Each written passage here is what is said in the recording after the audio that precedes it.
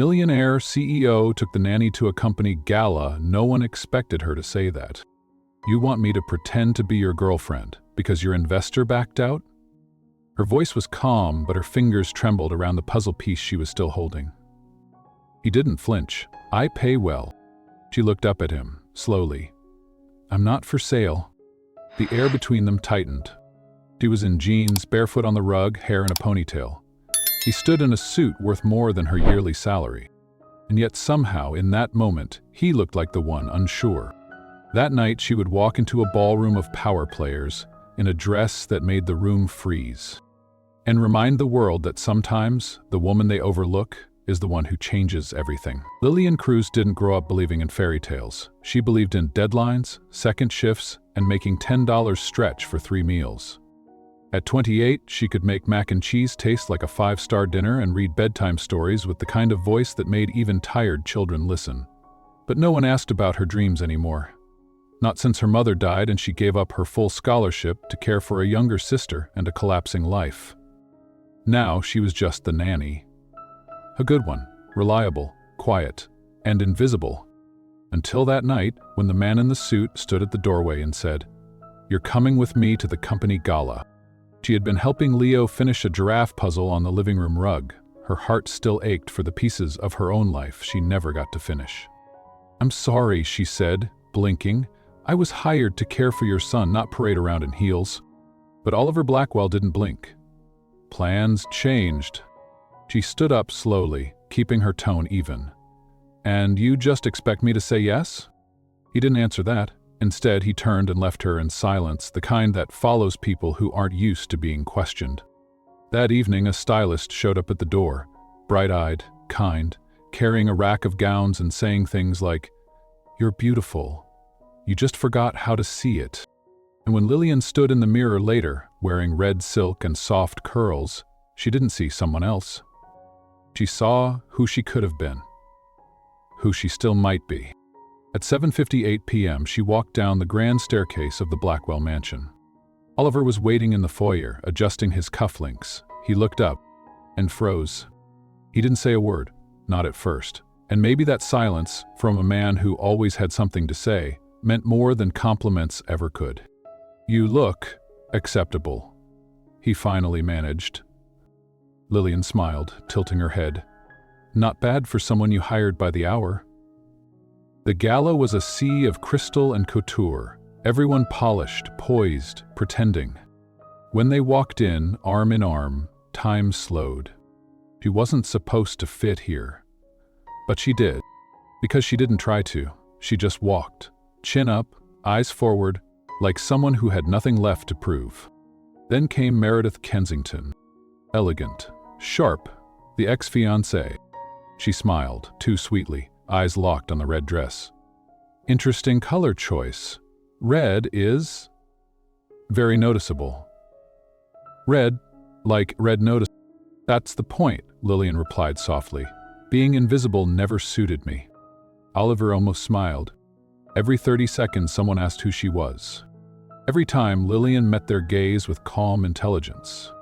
She spoke of community energy projects, neighborhood renewal, education access. By the end of the night, one investor wanted to schedule a meeting. Another assumed she was a corporate executive. Oliver leaned over and whispered, "You really had all that inside you?" She sipped her wine. "You never asked." But the real question hadn't been asked yet. Not by him. Not by her.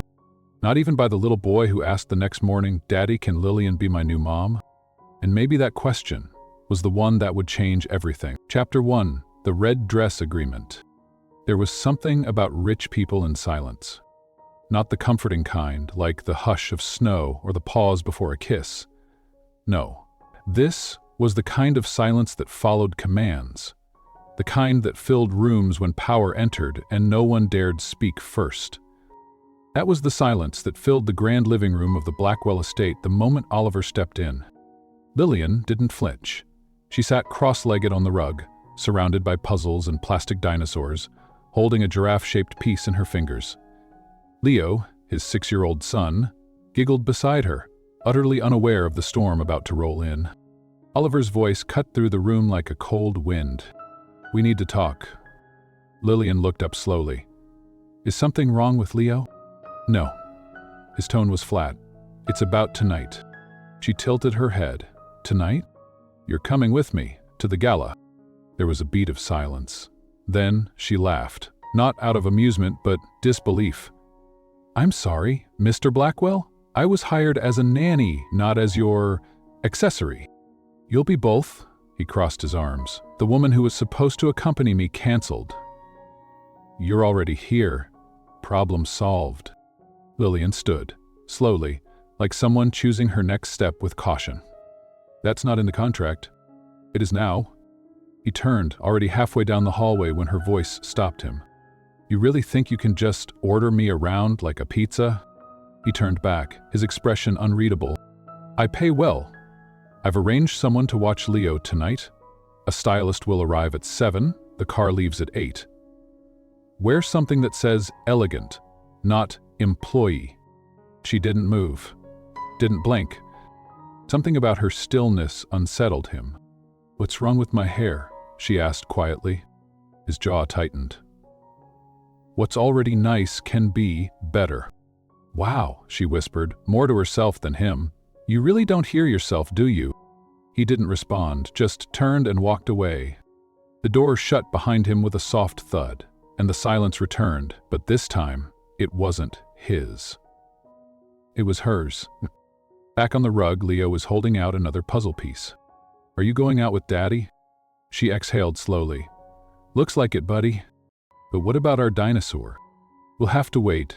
Tonight I'm kind of like a princess. Leo smiled, not really understanding, just happy for her. Lillian's eyes stayed on the closed door, and something inside her, something long buried, stirred. She wasn't going to that gala to play dress-up for a man who saw people as tools. She was going to remind him, and the world, that she was more than a messy resume and unfinished degree. She was going to walk into that ballroom like she belonged. Because maybe she did. At 7:05, the stylist arrived. A whirlwind of color and perfume and kindness. Her name was Grace, and she walked in like she was late for a mission only she understood. I love working with raw material, Grace said, hanging dresses across the long window. Lillian raised an eyebrow.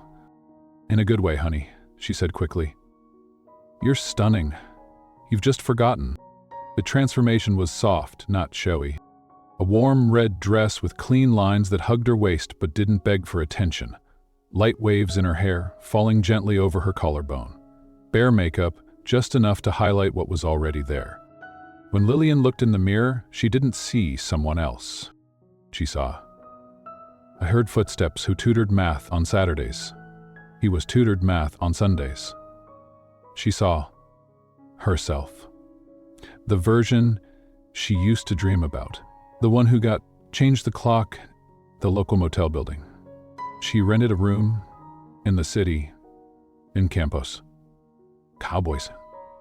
In Formosas. Her heart fluttered, not with nerves, but something deeper. Hope. At 7:58, she descended the Blackwell stairs like she had every right to. Oliver stood in the foyer, adjusting his cufflinks. When he looked up, he didn't speak. For a man who spent his life controlling boardrooms, this was the first time she'd seen him pause. His eyes scanned from the dress to her earrings to her face.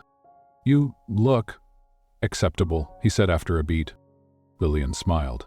Not wide, not shy, just confident. Not bad for a nanny, right? He didn't answer, just held out his arm. She took it, but not before whispering, I'm going for me, just so you know. He nodded. Fine, as long as you smile for the cameras and don't spill wine on anyone, your reasons are your own. The gala was hosted at the Westwood Hotel, all chandeliers and golden floors, where laughter was calculated and compliments were currency. Oliver entered first. Lillian followed, and the room fell quiet. She wasn't covered in diamonds. She didn't wear a designer label. But the way she moved, calm, graceful, proud, made every pearl and stitched logo in the room feel like too much. She wasn't performing. She was present, and that made her unforgettable. Then came Meredith Kensington. Yes, High society, high heels, high expectations. When she turned and saw them together, Lillian in red, Oliver by her side, her painted smile slipped for just a second. "Oh," Meredith said sweetly. "You brought a date tonight?" Oliver didn't answer. Lillian stepped forward.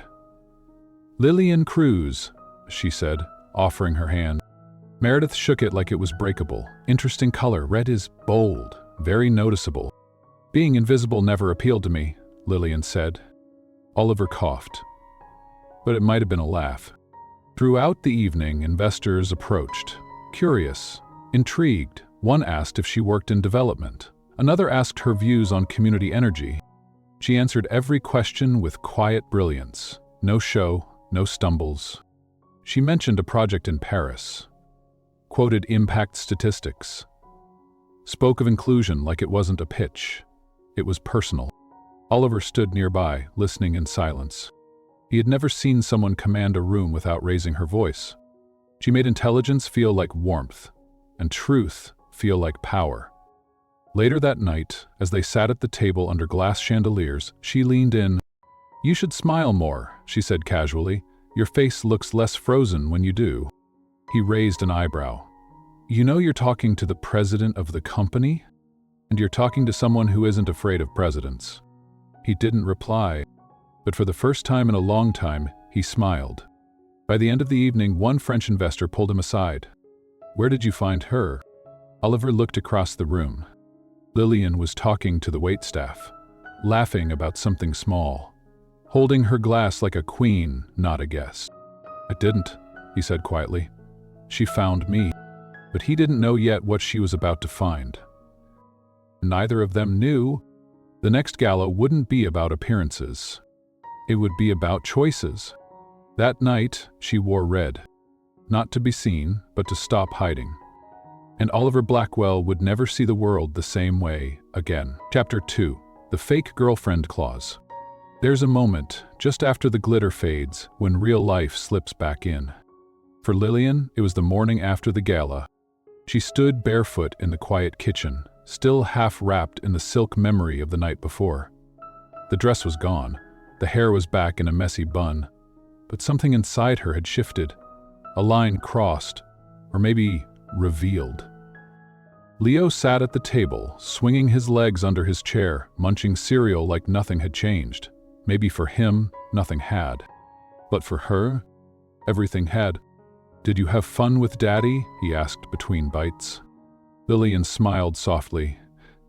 "It was surprising." Leo tilted his head. "Did you dance?" She shook her head, just talked. "To whom?" "People who didn't think I had anything to say," she said, more to herself.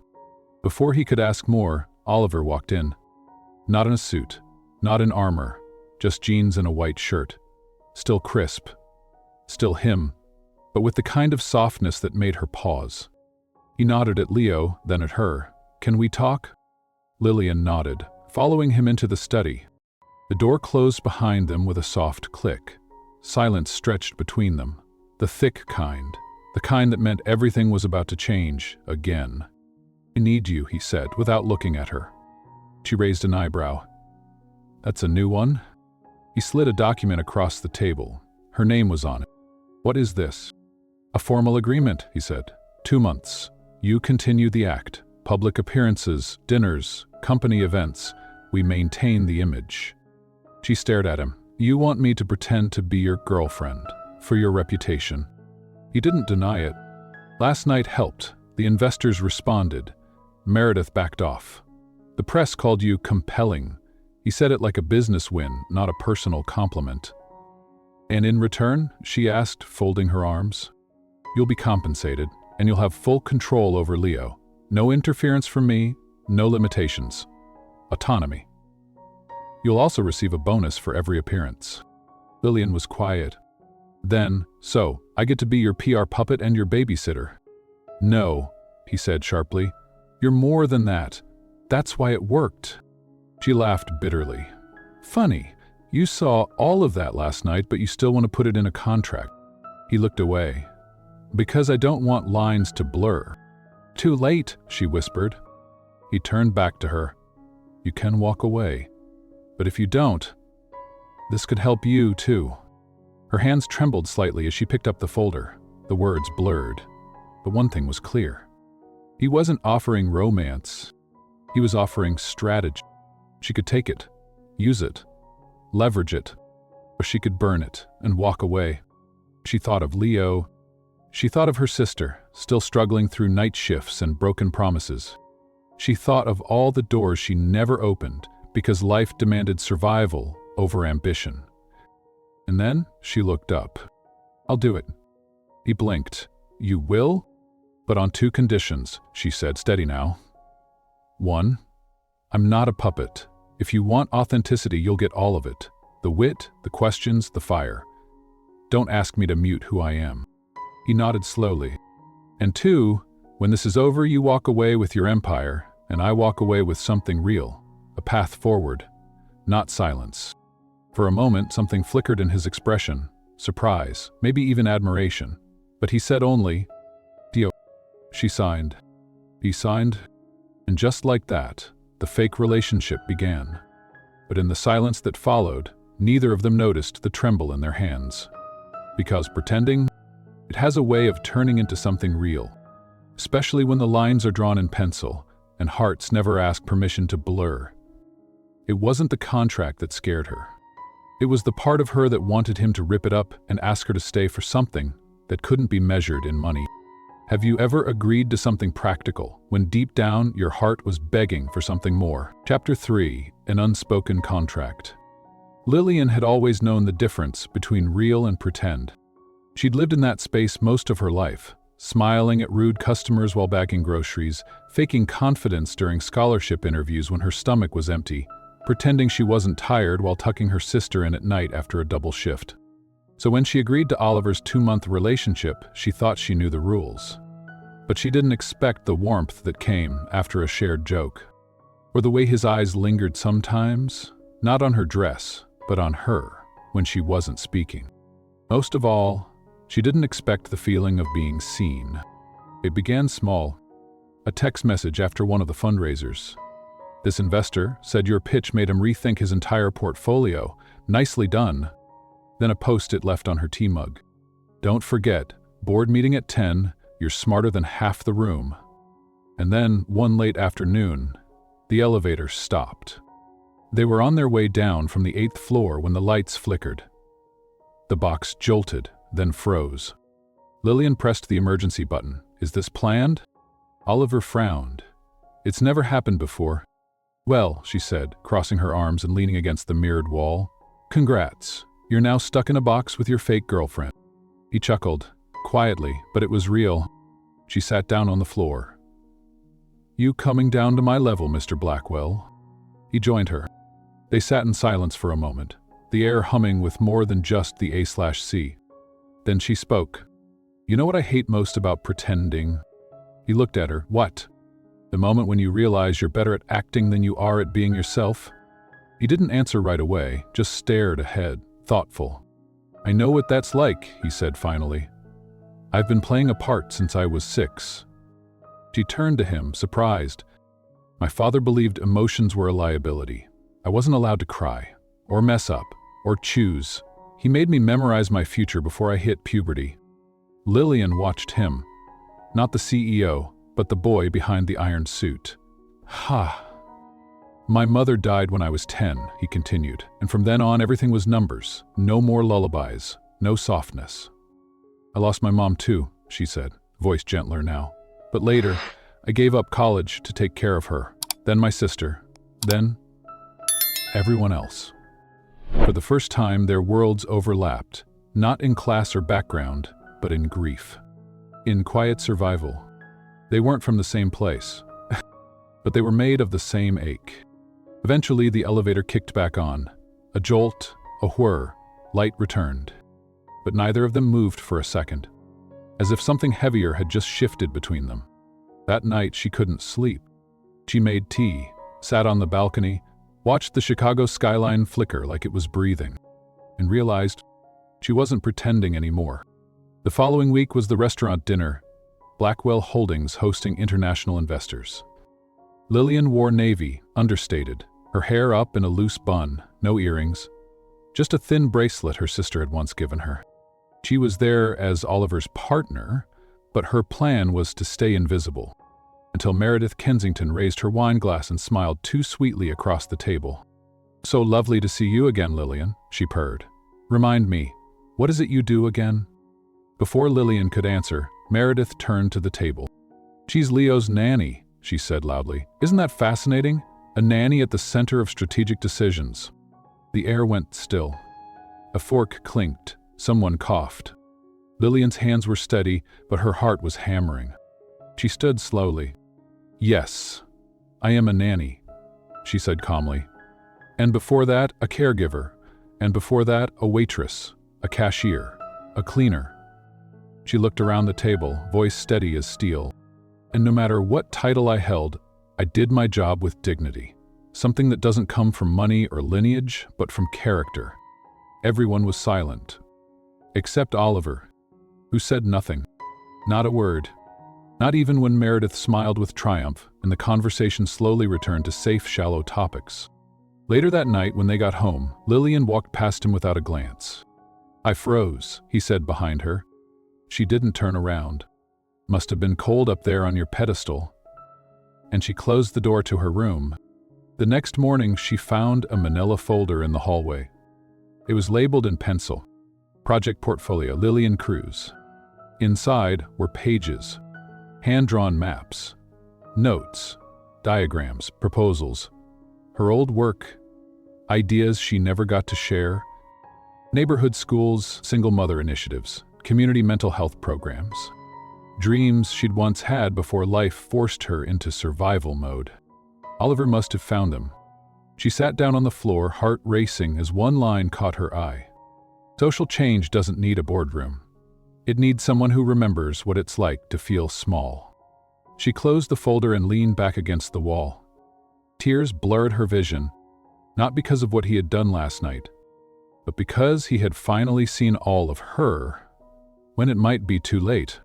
It was supposed to be fake, but the silence last night hurt like something real. And this morning, a quiet folder reminded her she wasn't just a woman he hired. She was a woman he almost lost. Chapter 4. The Real Lillian. The morning after the dinner disaster, Lillian packed quietly. Not because she was leaving, not yet, but because she needed space from the house, from the echo of silence that had once again told her she didn't belong. She left a note with Leo's caregiver and slipped out through the back gate. No dramatic exits, no door slams, just her, a coffee thermos, and a quiet ache she didn't have the energy to name. She didn't need closure. She needed a pause. Oliver stood in the kitchen, hands around his usual black mug, staring out the window. But he wasn't seeing the garden. He was seeing the moment. She looked to him for support and found nothing. The shame hit him like a weight in his chest. He'd frozen, again, trained for decades to be composed in any crisis, yet paralyzed in the one moment that required humanity. He found the folder on his desk that morning, the one she had left on the counter. It's not a message, not a goodbye, just sketches, plans, notes, visions she had once believed in. She wasn't just smart, she had heart. And he'd stood by while someone tried to make her feel small, again. By noon, he was sitting in his car in a modest South Side neighborhood, watching kids run barefoot through sprinklers, women chatting over laundry, and sunlight hitting the mural on a small community building. LS Viva Center, the banner read. A staff member led him inside. "You're here for Lillian?" she asked. "I'm trying to understand who she really is." The woman smiled. "Then you came to the right place." He spent the next 2 hours listening. To teachers who said she built after-school programs from scratch. To single moms who said Lillian taught them how to apply for jobs and believed they were worth more. To a little boy who said, "She taught me that being quiet doesn't mean I'm not smart." She ran this place with no title, no salary, just heart, one woman said. She made us believe we mattered. Oliver left with a paper bag of banana bread and a story that would never let him see her the same way again. That evening, he returned home. Leo ran up the hallway, paper crown askew on his head. "Where's Lillian?" She'll be back soon, Oliver said, more hope than certainty. Leo's face dropped. I made her a rocket drawing. Let's leave it by her door. Oliver sat outside her room for 20 minutes after Leo went to sleep. He didn't knock, just stayed. She returned quietly the next morning, eyes tired, hair tied back. She didn't greet him, just poured coffee and reached for her folder on the counter. It was missing. He entered the kitchen behind her, holding it in both hands. I read every page, he said. I had no idea. No, she cut in. You didn't. Silence. Then softly, I want you to lead that project, he said, officially, under Blackwell Holdings, autonomy, budget, team of your choice. She turned to him. Why now? Because you deserve more than applause after a dinner. You deserve power, direction, purpose. She stared at him. And what about what happened last night? You stayed silent. I know, and I'll regret it for a long time. She hesitated. You didn't need to defend me because I'm your date, she said. You needed to defend me because I'm human. He nodded. I failed. She looked away, then back. And I'm not a charity case, Oliver. I know. I won't build something beautiful just so you can say your company supports the poor. I want you to build it, he said quietly, because you know how. A week later, Lillian was back, not as a nanny, but as the director of social impact initiatives. Her contract was clear. Full freedom, her team, her call. Oliver passed her in the hallway one afternoon. She was laughing with her team, eyes glowing with focus. He didn't interrupt. He just watched. At home, she still showed up for Leo. Books, lullabies, terrible dinosaur voices. And now sometimes she stayed a little later. Sometimes she brought cookies. Sometimes she stayed to talk. Not as a favor, but as a choice. One night they sat on the porch, watching fireflies. Leo was asleep. The quiet between them wasn't awkward anymore. It's familiar, I think, Oliver said softly. The problem with pretending is that sometimes you don't notice when it becomes real. She didn't answer right away. She stared up at the stars. Then, that's the thing about stars. They're always there. We just forget to look. Emotional hook ending. She had returned, not to prove herself, but because she knew who she was now. And finally, so did he. Chapter 5. Elevator Truths. The day began like any other. Lillian reviewed community program budgets over tea while Leo practiced his CEO voice with a cereal box and a spoon. Oliver left early for back-to-back meetings at Blackwell Holdings, his tie crooked. Something Lillian fixed without comment. By noon she had visited 3 departments, presented a new plan for job training in underserved neighborhoods, and juggled 2 interns who kept mixing up email addresses. But it wasn't until 5:43 p.m., just as the building was winding down, that the real moment happened. She and Oliver entered the elevator at the same time. A rare coincidence. At first, silence. She stood on the left, he stood on the right, a folder between them, a heartbeat behind it. Then the lights flickered. A low rumble followed. The elevator jerked, not violently, just enough to shift gravity and send Lillian's heart to her throat. Then everything stopped. Lights off, buttons dead. The quiet was suddenly louder than anything. You've got to be kidding me, Lillian said softly, pressing the emergency button. Nothing. No response, no movement. Oliver muttered something under his breath and checked his phone. No service. Lillian sat down, crossing her legs. Well, congratulations. This is a new kind of corporate bonding. He stayed standing, frowning. Claustrophobic, she asked. No, just inconvenienced. She smirked. Right, because nothing says inconvenience like being trapped in a luxury elevator with your fake girlfriend. That got a quiet exhale from him, almost a laugh. She patted the space beside her. Come on, no one's watching. The suit will survive a wrinkle. He hesitated, then said. The air conditioning hummed above them. It was the only thing working. Lillian leaned back against the wall, eyes closed. You ever notice how life doesn't ask for permission before it interrupts? He looked over at her. Is that how it felt when I asked you to the gala? More like when you ordered me to attend, she corrected, not opening her eyes. But yeah, that night interrupted everything. In a bad way? She opened her eyes then, met his gaze. In a way I haven't figured out yet. There was a pause. Then, where are you always this composed? He asked. No, she said honestly, but when you've been through enough, you learn to keep still. Stillness keeps people from seeing how tired you are. He swallowed. I used to think stillness was power, he said. Now I think it's fear in disguise. Her voice softened. What are you afraid of, Oliver? His jaw tensed. He looked up at the ceiling. Being seen and not being enough. She nodded slowly. Me too. The silence between them changed again. No longer filled with friction, now it pulsed with truth. I used to think men like you only existed in spreadsheets, she said after a while. All columns and cold logic. And I thought women like you only existed in movies, the kind that say too much and smile too often. And no? He turned to her. Now I think I misjudged the one person who's taught me the most about what matters. She didn't look away this time. Her voice was steady. You hurt me at that dinner. I know. I needed you to choose me, not because we were pretending, but because it was right. He nodded slowly. I was scared. You, of what? Of what happens when the walls come down. Lillian leaned her head back against the wall again, her voice barely a whisper. Maybe the only people worth trusting are the ones we're terrified to let in. They sat in that truth, suspended between floors, between titles, between rules. 26 minutes later, the elevator lurched to life. The lights came back, the panel glowed, the elevator began to move. Neither of them said a word.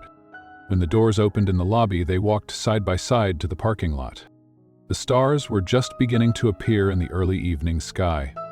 Thanks, Oliver said quietly. For the company in captivity? Lillian smiled, surprisingly tolerable. He hesitated, as if he wanted to say more. But he didn't. And she didn't ask him to. That night, she couldn't sleep. Neither could he. But for the first time, it wasn't loneliness that kept them awake. It was something else. Possibility. In a space built for moving people up and down. They stopped, and for once, neither of them ran. There was no proposal, no contract, no performance. Just a question that hung in the air between them. What if this is the start of something real? Chapter 6. The Restaurant Ruin. The invitation had come weeks before. A private dinner for select board members, international investors, and a few notable faces from Blackwell Holdings. Held at Luxor, one of Manhattan's most exclusive dining rooms, where silverware sparkled and secrets were seasoned into the sauces, Lillian hadn't planned to attend. She'd just come back from a site visit, worn from meetings with single moms and preschoolers. Her inbox was a mess, her heart even messier. But Oliver's assistant sent a polite reminder. Your presence has been confirmed. And so, Lillian showed up. Not because she wanted to play dress-up again, but because the work mattered, and whether or not anyone else admitted it, she mattered too. She wore a soft, cream blouse, no jewelry, hair tied up in a simple twist. When she walked in, heads turned, not because she was loud, but because she didn't need to be. She walked like someone who had other places to be but chose this one. Oliver was already seated, discussing something with two French investors. Their eyes met for a fraction of a second, and for the first time in days, he smiled. A real one. She nodded, smiled, soft, and took her seat. 10 minutes in, Meredith Kensington arrived. Deliberately, she swept through the doors like someone who believed the room existed for her.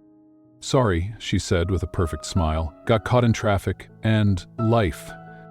Then she sat down beside one of the investors, casually sipping from her crystal glass. Oh, Mr. Wilkins, she said. Have you met Oliver's companion? Wilkins smiled. Yes, actually. The young woman who gave the Horizon presentation. Very sharp. I was impressed. Meredith's lips curved. She is impressive, isn't she? And to think, she's actually his son's nanny. The words hit the table like broken glass. The forks paused mid-air. The waiter froze mid-pour. Oliver's jaw tensed, but he said nothing. Not yet. Lillian didn't move, didn't flinch, didn't fold. She sat straighter, then stood, all eyes on her. Yes, she said, voice clear. I'm Leo's nanny, and before that I was a waitress, cashier, cleaner, caregiver. I've worn a lot of names, but none of them ever made me less. She looked directly at Meredith, and none of them made me ashamed. Silence. He turned to Oliver, hoping just a glance, a word, anything. But he sat still, silent, frozen, and that silence said everything. Lillian nodded slowly. I see, she whispered. Then she looked back at the table, her voice steady even as her chest caved in. Thank you for reminding me where I came from, and more importantly, where I never want to stay. And with that, she walked out. No tears, no drama, just the kind of dignity you carry when you've lost everything before and survived. Hours later, Oliver sat alone in his office, replaying the moment in his mind. Again and again, the look in her eyes, the plea for backup that never came. He opened the folder she once handed him, Project Portfolio, Lillian Cruz, and flipped through it. Pages of brilliance, vision, strategy, hope. Not just talent. Conviction. She had built dreams before anyone gave her permission. And he'd let her walk away, again. By morning the damage had spread. Business blogs speculated about a nanny-turned-strategist inside Blackwell Holdings. Some praised her, others mocked. But most shared the short video someone captured at the restaurant. Her voice, her posture, her truth. The comments exploded. This woman's a queen. I wish I had half her courage. Blackwell better fix this. He's the reason I trust this company. When will the world stop shaming women for working? Oliver stood in the hallway outside her office. But it was empty. So was her apartment. And on the kitchen counter was a sealed envelope with 3 notes. One for HR. One for Leo, filled with little drawings and jokes about dinosaurs. And one for him. Short, plain. Thank you for believing, even for a little while. I don't regret what I experienced, but I need to move on. Take care of Leo. He deserves the world. He read it twice, then again, then pressed it to his chest, wondering when exactly he had started needing her more than she ever needed him. Emotional hook ending. It wasn't the exposure that ruined everything. It was the moment she looked for him, and he wasn't there. Not because he couldn't be, but because he chose not to. And now, the woman who changed his life was gone. Chapter 7. Everything She Was. Oliver wasn't sure what he was looking for when he slid behind the wheel of his car that morning. Closure? Maybe. Redemption? Probably not. But something in his chest, sharp, restless, told him he couldn't sit still anymore. He needed to understand. Not what went wrong, he knew what went wrong. He needed to understand who she was, beyond the meetings, the photos, the polished moments. And more importantly, why it haunted him that she wasn't standing next to him anymore. The cityscape began to change. From polished glass towers to brick apartments with chipped paint and balconies filled with laundry lines. He found the address from her HR file, a neighborhood on the south edge of the city. Quiet. Working class. Real. He parked near a faded mural that read, "You matter here." And something in his gut twisted. He had walked through 1,000 boardrooms, but he'd never stepped foot into someone else's roots. At the LS Viva Community Center, a woman with silver hair and a cotton t-shirt greeted him with a smile and wary eyes. "You're looking for Lillian?" she asked. He nodded. "She doesn't live here anymore," the woman said, "but I can tell you who she was here." For the next hour, Oliver sat in a folding chair under a ceiling fan that buzzed every few seconds and listened. Listened as a teenage girl described how Lillian helped her apply for her first scholarship. Listened to a mother who said, "When I couldn't pay for diapers, Lillian gave me a hug first. That mattered more than the money." He saw drawings on the walls signed, "Thank you, Miss L," and handmade quilts stitched with names of women she had mentored. There was a stack of notebooks filled with handwritten lesson plans. He flipped through one. It wasn't just a binder.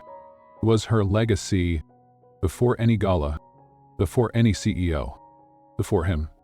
"You never knew, did you?" the woman asked gently. He shook his head. "No, I thought I did." She didn't need a stage, the woman said. She was already making change in rooms with no microphones. He left with a lump in his throat. Not because he pitied her, but because he respected her more than anyone he had ever met, and he hadn't said it when it mattered. He found her sister, Clara, on a worn porch with a pile of textbooks in her lap. She looked up and saw him, didn't smile. "You must be the reason she stopped answering my calls for 2 days."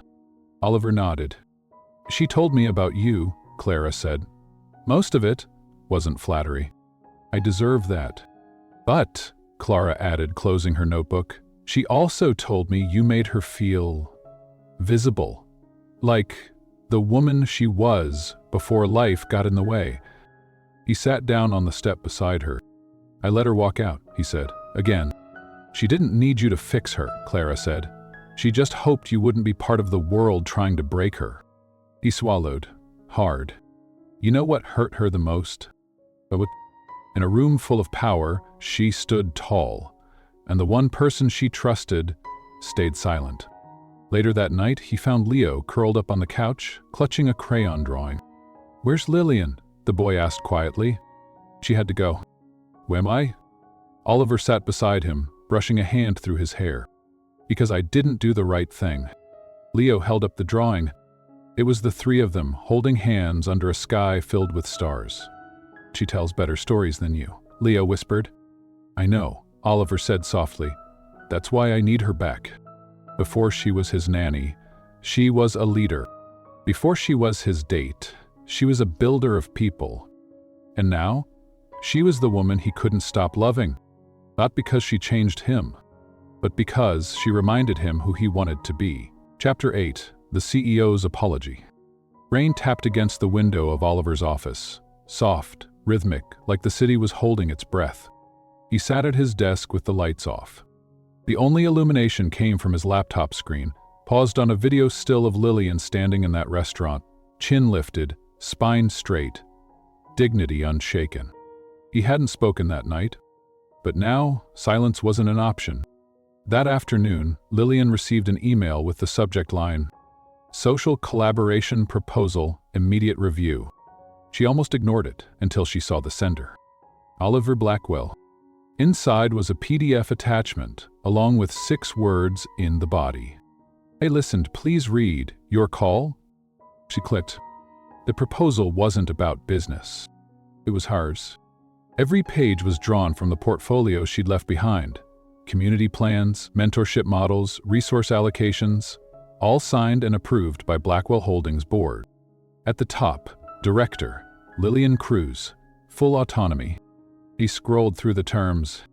It wasn't lip service. Amazing, it was real.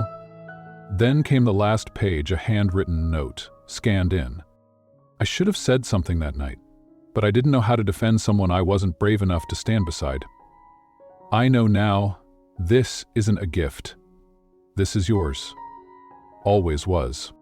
She didn't cry. She didn't smile. She just breathed. For the first time in days, the ache in her chest loosened. But forgiveness? That was a journey. 2 days later, she walked into the Blackwell building.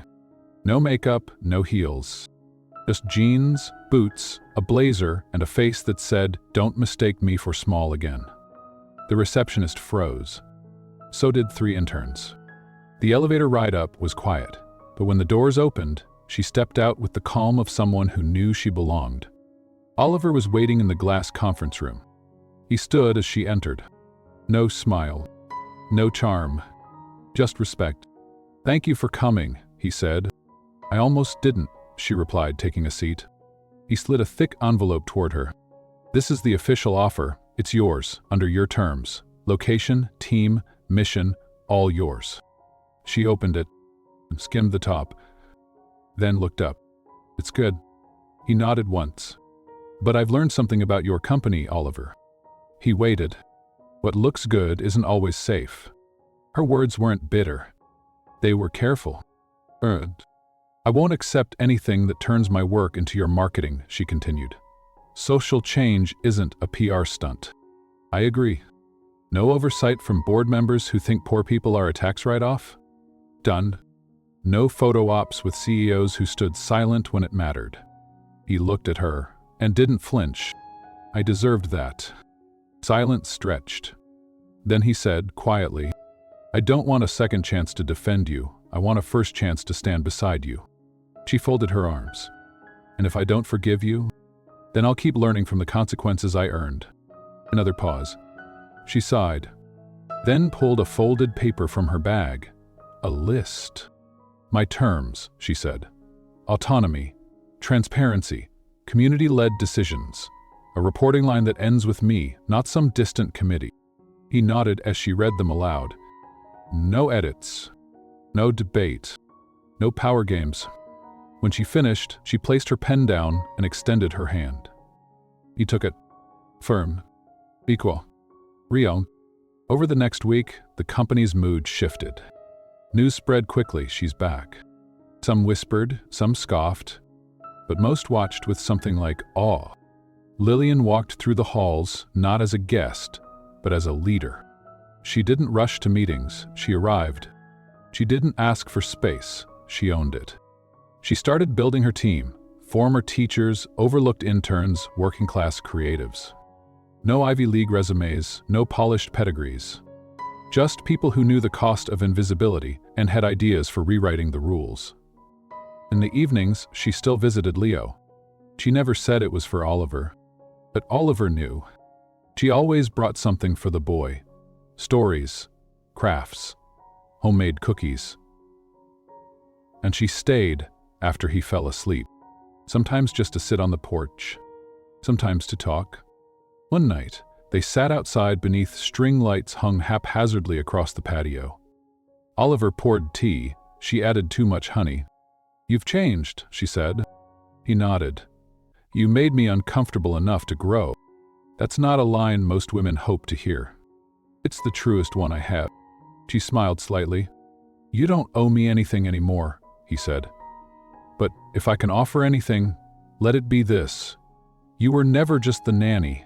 You were the compass. I just didn't look up soon enough. Her eyes softened, just slightly. I don't trust you fully, she said. I know, but I want to. He looked up sharply, then gently. Then let me earn it, one choice at a time. Apologies mean nothing without change.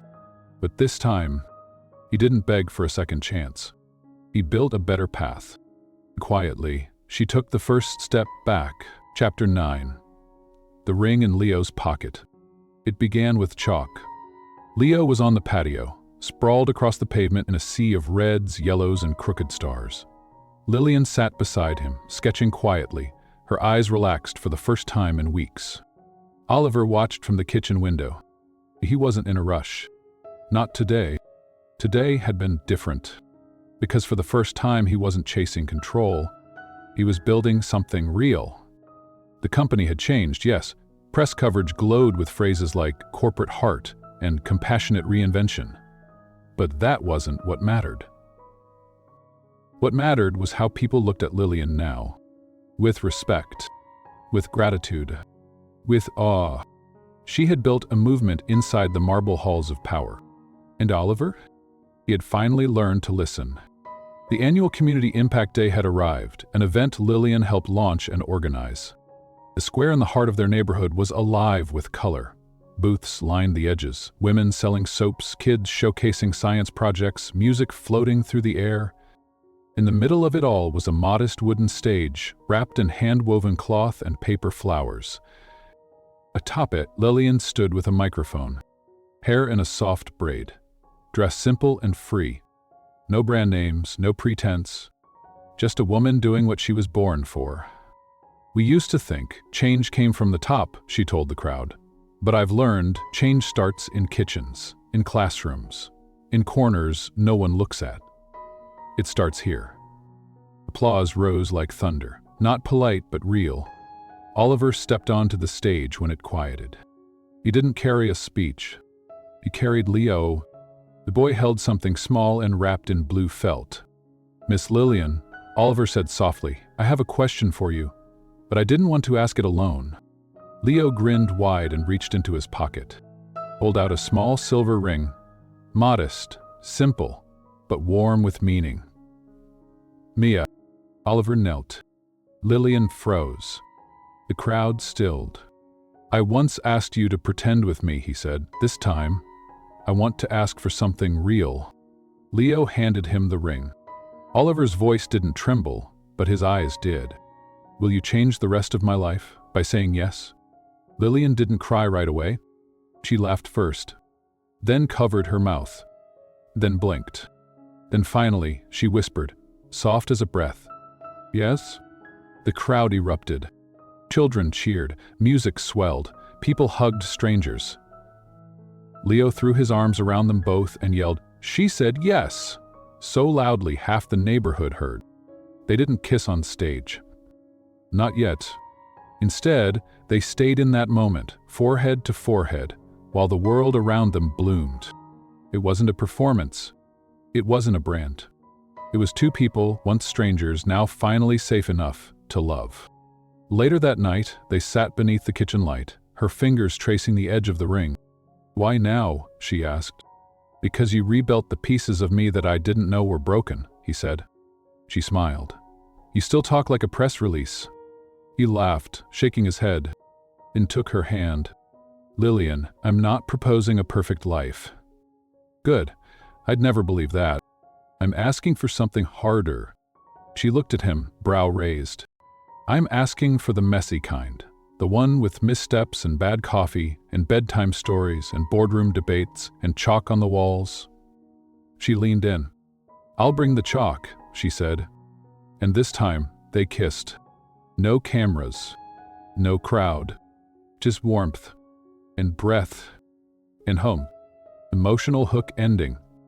A ring doesn't fix everything. But this one, it didn't promise happily ever after. It promised honesty. And that was the start of everything. Chapter 10, As Real as the Stars. They didn't rush the wedding. There were no magazine covers, no red carpet press. Just time, conversations, and Leo reminding them daily, "I get to wear a tie, right?" Lillian had only one request. "I don't want this wedding to look like a merger." And Oliver had only one answer. "Then let's build a home instead." They chose the rooftop of the community center where it all began. Not the mansion, not the boardroom. A flat space with folding chairs, string lights, and wildflowers picked by neighborhood kids. Leo insisted on designing the cake topper. It was made of pipe cleaners and glitter glue. No one dared to suggest anything better. The sky that night blushed with orange and blue. Guests arrived in dresses that didn't match and shoes that pinched. There were hugs that lingered too long and toddlers who screamed through the vows. It was, in short, perfect. Lillian wore a linen dress with lace at the cuffs, something her sister found in a thrift shop and swore had magic in the hem. Oliver wore a shirt he actually liked, no tie, sleeves rolled. Leo walked her down the aisle. Not because tradition required it, but because he wouldn't let go of her hand. Their vows weren't poetic, they were true. Lillian promised to keep dancing in the kitchen. Oliver promised to stop checking his phone after 6 p.m. She vowed to speak her mind. He vowed to finally listen. And when they said, "I do," they didn't kiss immediately. They just smiled, slow, wide, real, and pulled each other in like it wasn't their first kiss, but their first moment. Unafraid. The reception was chaos. Kids smeared cake, neighbors sang off-key, Meredith watched from a screen across the city and silently closed her laptop for good. Because the world had decided this love, unpolished, unbranded, mattered. Months passed, then a year, and life became life. Lillian didn't stop working. She expanded her social impact programs across 3 cities, trained new leaders, advocated for single moms on national panels, and still picked up Leo from school with juice boxes in her bag. Oliver started missing fewer birthdays, learned how to cook scrambled eggs, and became known in board meetings for saying things like, What would Lillian ask? They were never perfect, but they were present. One night, Leo stood on the porch with a toy telescope, squinting into the sky. "Do you think stars ever get lonely?" he asked. Lillian leaned beside him. "Maybe, but they're always surrounded by others, even if they're far apart." Oliver joined them, wrapping an arm around each of their shoulders. "I used to think love had to be big," he said softly, loud, certain. "And now," Lillian asked, "now I think the real kind feels quiet, like this." They stayed there for a while. No noise, no stage. Just the three of them, breathing under a sky that had always been there. Waiting. The world once called her just the nanny. He once called her a solution. But tonight, under the stars, she was his partner, his compass, his home. And this love, the kind they built with trembling hands and honest hearts, it wasn't perfect. It was better. It was real, what this story was really about. Sometimes love doesn't arrive in fireworks or fate. Sometimes it walks in quietly, holding a lunchbox, carrying a child, wearing yesterday's shoes. Sometimes love looks like a job you didn't want, a contract you never planned to sign, a fake smile that, slowly, turns real. For Lillian Cruz, love didn't start when he said, "I love you." It started the day she stopped apologizing for who she was, for her story, her survival, her strength. And for Oliver Blackwell, love wasn't in the champagne toasts or gala lights. It was in a late-night tea mug, a paper drawing with a dinosaur, a woman who refused to shrink to fit his world. We tell ourselves we'll find someone worthy, but what if love isn't about worth? What if it's about witnessing someone completely and staying anyway? They didn't fall in love because it was convenient. They fell in love because they unlearned everything the world told them to want. He learned that power without empathy is empty. She learned that strength doesn't mean doing it all alone. Together, they built something that didn't sparkle on paper, but bled truth. And truth, in the end, always finds its way home. So if you're watching this, and you've ever been made to feel less than, if you've ever been silenced in a room full of louder names, if you've ever held back your real voice just to keep peace, let this story remind you, the right person won't be afraid of your fire. They'll stand beside it, warm their hands in it, and then they'll protect it with everything they are. Lillian was never just the nanny. She was the architect of hope.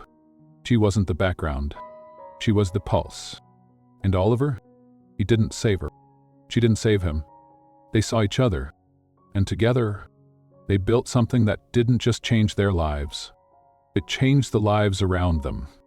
The world may call it a Cinderella story. Really, it was just two people finally being brave enough to love as they truly were.